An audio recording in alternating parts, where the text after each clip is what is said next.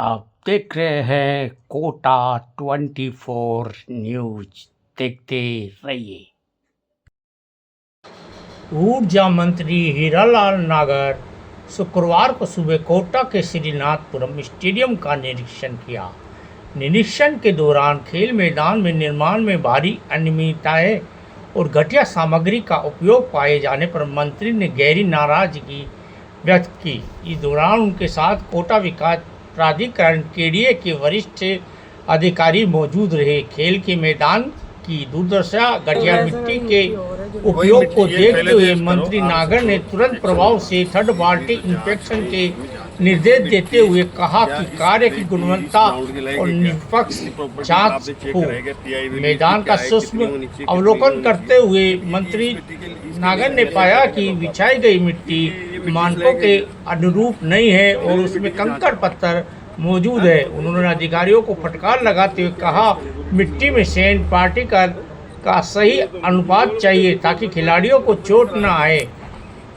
उन्होंने पुरानी घटिया मिट्टी को पूरी तरह से हटाकर नई मिट्टी डालने और फाइन डस्ट का उपयोग करने और मैदान में 2 घास लगाने के निर्देश दिए। मंत्री तकनीकी पक्ष पर जोर देते हुए कहा कि मिट्टी की पी वैल्यू ज़्यादा नहीं होनी चाहिए, जिसमें ढेले नहीं बनने चाहिए। उन्होंने स्पष्ट किया कि मिट्टी में स्पंजिंग का गुण अनिवार्य है। ये एक विश्व स्तरीय फुटबॉल ग्राउंड रूप में तैयार हो सकेगा। सुरक्षा रखरखाव की बदहाली कड़ा रूप अपनाते हुए ऊर्जा मंत्री ने करोड़ों की लागत से बने सिंथेटिक ट्रैक पर मवेशियों और आवारा कुत्ते घूम रहे हैं, जो पूरी तरह से अस्वीकार है। उन्होंने स्टेडियम के सुरक्षा गार्डों और चारों तरफ फैली गंदगी के अंबार को अधिकारियों को आड़े हाथ लिया और उन्होंने निर्देश दिए, जब तक निर्माण कार्य चल रहा है पूरे मैदान में प्रेसिंग कर इसे बंद रखा जाए और काम पूरा होते ही सुरक्षा के लिए गार्ड तैनात किए जाए।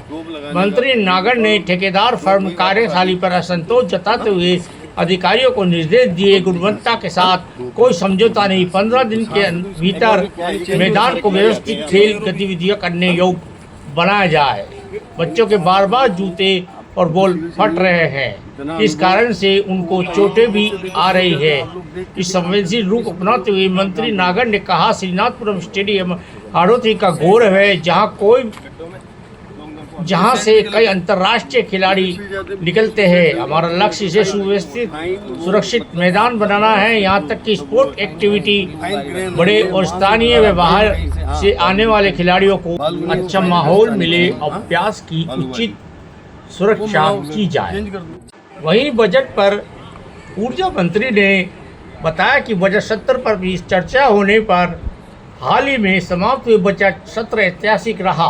इसमें राजस्थान की जनता की अपेक्षाओं आकांक्षाओं के अनुरूप बजट पेश किया गया। इस बजट प्रदेश के आधारभूत ढांचे को मजबूत करने का मील पत्र साबित होगा। विपक्ष पर निशाना साधते हुए उन्होंने कहा कि विपक्ष के पास पानी बिजली जैसे कोई ठोस मुद्दों की झूठी बातों के आधार पर चर्चा रहने की कोशिश करते हैं, जबकि सरकार ने जन कल्याणकारी कई महत्वपूर्ण बिल पास कर प्रदेश को प्रगति का मार्ग प्रशस्त किया है। भी क्या करते हो? हाँ? आप तो इसमें जरूरत ही नहीं थी, आप केवल सेंट डाल देते ना और बिल्कुल वो एक आधा ऐसे ऐसे कटाते, स्लोट आते हैं, वो स्लोट पाइप होना चाहिए। हाँ? इन्होंने तो होल कर दिया उसमें। हाँ। होल में से मिट्टी जाएगी ना, वो स्लोटेड डालता पाइप। हमारे जूते फट जाता है, थोड़ी देर पहले। अभी बन जाए जब करेंगे, इसको ठीक करा रहे हैं बेटा, इसीलिए बुलाया है इनको, ये ठीक हो जाए। बोला है परेशान, ठीक है। हाँ, बहुत दिन से परेशान हो गए। बोल भी पहले मिट्टी डाल के छोड़ दी, बहुत दिन बाद लेवलिंग की, नेट्स भी नहीं करेंगे। कुछ दिन आप ऐसा करो, काम करो, जब इसका 15-20 दिन इसको चाहे तो कवर कर दो, इसकी फेंसिंग कर दो ना, नेट लगा दो, फेंसिंग करके बल्ली लगा के 8 कोई नहीं आवे।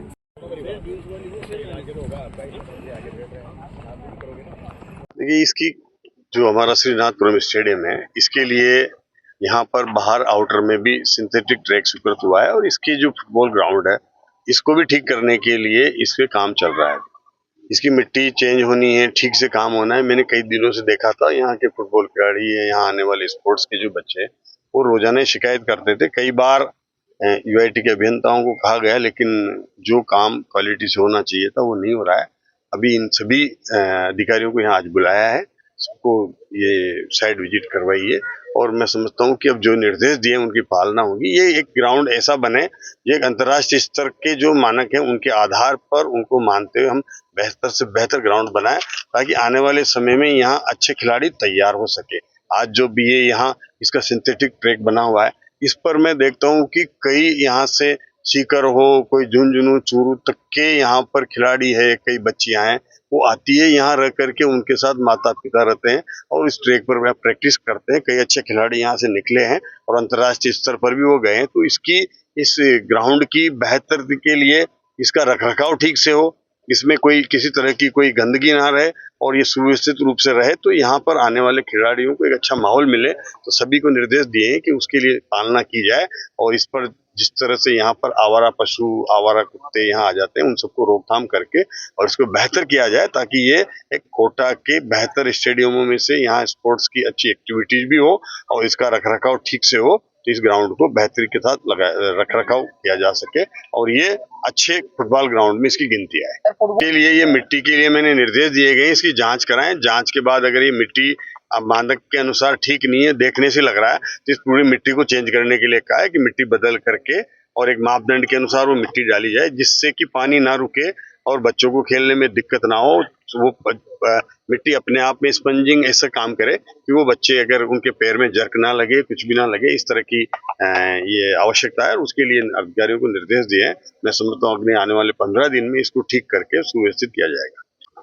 जब भी निर्देश दिए थे पर कहीं न कहीं कोई अनदेखी रही है, अब मैंने बुला के पूरी मिट्टी को चेंज करने के लिए कहा है कि मिट्टी बदलें और मिट्टी को ठीक से डालें, ताकि ये ग्राउंड सही बने।